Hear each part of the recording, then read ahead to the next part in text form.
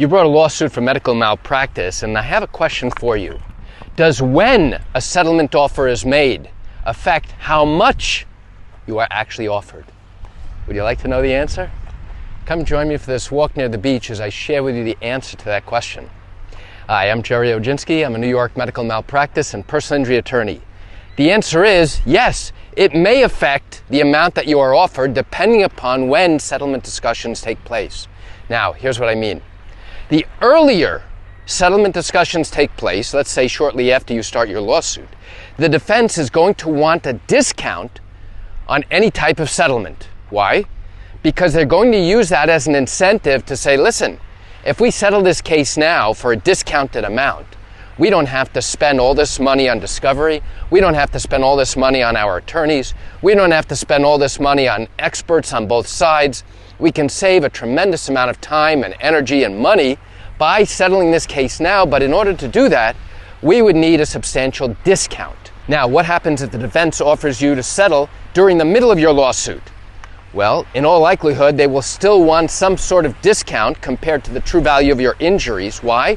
Because now they have invested some time and effort and resources into your case, and now, again, if they recognize the true value of your injuries, they may turn around and say, listen, we'd like to try and settle this case now rather than later or at the time of trial, because they know that the longer your case goes on, the more expenses are going to be incurred on both sides.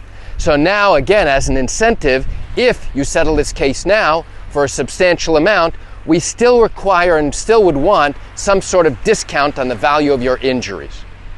What happens if the defense turns around and says, listen, we're not ever going to settle this case. And now as you get to trial, within weeks, and now what happens when you go to trial? And now you are within days or weeks prior to starting your trial. The defense calls to try and start negotiations. Now at this point, they know that they are between a rock and a hard place, assuming, of course, they recognize that they have liability, which means they recognize that a jury will likely turn around and find their doctor or hospital staff responsible, that they departed from the standard of care, and as a result of that, you suffered some sort of injury. The question always then becomes, okay, what is the true value of your injury? They know that you are willing to go to trial at this point. They've received your expert witness responses, meaning that your attorney has an obligation to notify the defense of the various experts that he has hired in order to come in and support your case. So they know you are not afraid of going ahead and hiring medical experts. They know you have no hesitation to hiring the best medical experts, to go ahead and paying for those experts, and you are ready to go. They know that. And that's why they are reaching out now before you actually start the trial to try and negotiate this case. Will they be seeking as much of a discount as they were prior to the case? Will they be seeking as much of a discount as they would have had this negotiated? Will they be seeking as much of a negotiated discount now compared to a year or two ago? The answer most likely is no, but I guarantee you, that they will still want some sort of discount. What happens, though, if you turn them down, whatever offer they make, and now you proceed to trial? Now your attorney picks a jury, you are in the middle of trial, you're putting on all your proof, things look great, things look really good for you. Your expert testimony goes in, your medical proof goes in, now you're at trial, your attorney puts on all the proof necessary to go ahead and prove your case, your experts testify, and things are looking great for you. There's only one problem. You have not gotten to the point where the defense has put on their witnesses. And you will notice, if you do go to trial, that a trial basically has a lot of ups and downs. What do I mean? That from a psychological standpoint, it is like a roller coaster. There will be days when you will be on a high, and there will be other days when you will be on a very low. Going to trial is like being on a roller coaster. There will be times when you are at the top, at the peak, and you feel great about your case. And there will be other times that you think your case is tanking and you will feel very, very low. And at that point, you might turn around and say, fine, go ahead and accept whatever the defense offers.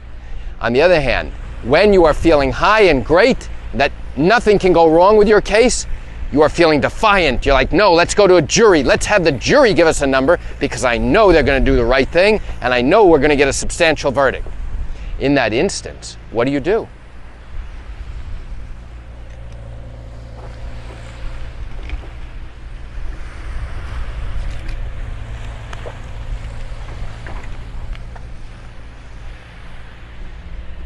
So getting back to the question I raised at the beginning of this video, does the timing of when the defense starts to negotiate have an effect on how much they are going to offer?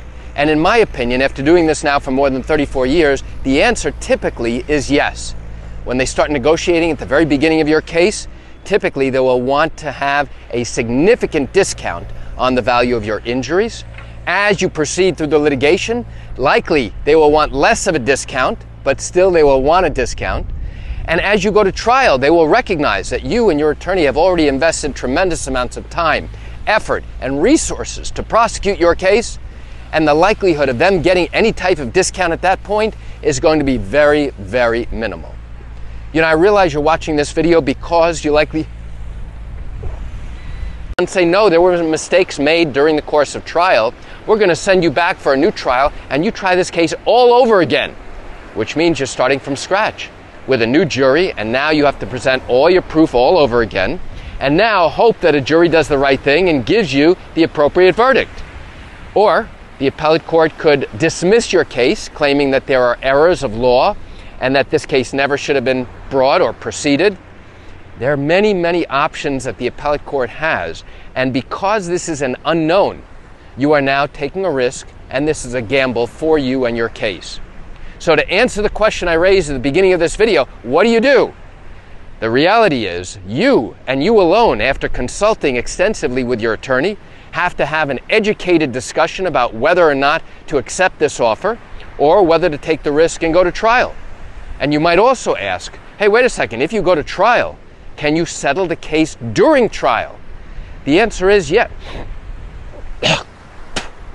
The answer is yes. There are instances where you can go ahead and settle the case during trial, but that assumes a couple of things. It assumes that the original settlement offer is still on the table. It may not be. It assumes that the defense is still willing to negotiate, and it is possible that if the defense goes ahead and negotiates, they come in with a lower number than what they had originally offered. In that case, you are stuck. And now again, you have to go through this risk analysis to see whether or not it's worthwhile for you to go through all the way to verdict or to take what's behind door number one and accept the guaranteed settlement offer, as opposed to taking what's behind door number two, which is, again, a total unknown. So why do I share this quick information with you? I share it with you to open your eyes and help you understand how these types of cases work in New York. You and I realize you're likely watching this because you wanted to see the gorgeous scenery. No. I realize you're watching this because you likely have questions or concerns about your matter. Well, if your matter did happen in New York and you have not yet started a lawsuit, but are thinking of doing so and still have questions that need to be answered, what I invite you to do is pick up the phone and call me. You know I answer questions like yours every single day, and I'd love to chat with you. You can reach me at 516-487-8207 or by email at Gerry, Gerry, at Oginski-law.com. That's it for today's video. I'm Gerry Oginski. Have a wonderful day.